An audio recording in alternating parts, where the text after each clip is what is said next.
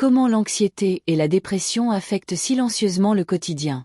Souvent, l'anxiété et la dépression ne se manifestent pas de façon évidente. Elles sont silencieuses, ne laissent aucune trace visible et, dans bien des cas, passent inaperçues, même pour nos proches. Pourtant, insidieusement, elles transforment le quotidien en un véritable combat intérieur. L'anxiété peut nous faire vivre constamment dans le futur.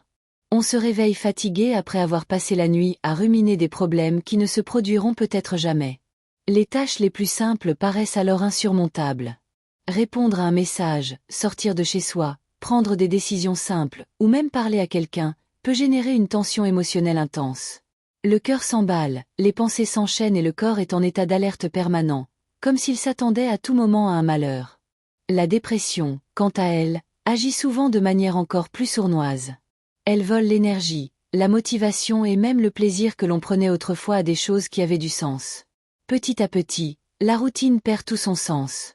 Des activités simples, comme faire le ménage, travailler ou prendre soin de soi, commencent à paraître insurmontables. Nombreux sont ceux qui affichent un sourire, mais qui, intérieurement, ressentent un vide difficile à exprimer. Le plus inquiétant est que, la plupart du temps, ceux qui souffrent tentent de le dissimuler. Ils continuent de travailler, d'étudier et d'avoir une vie sociale normale, mais portent un fardeau émotionnel immense au quotidien. Et c'est précisément parce qu'elle est silencieuse que cette souffrance finit par être ignorée ou minimisée.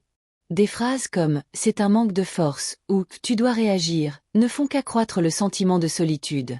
Avec le temps, l'anxiété et la dépression peuvent affecter le sommeil, l'alimentation, les relations et même l'estime de soi. La personne commence à douter d'elle-même, perd confiance en elle et a du mal à entrevoir l'espoir.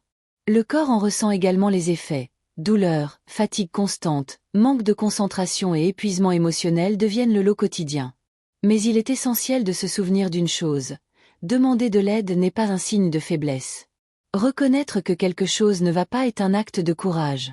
Prendre soin de sa santé mentale devrait être aussi important que prendre soin de sa santé physique.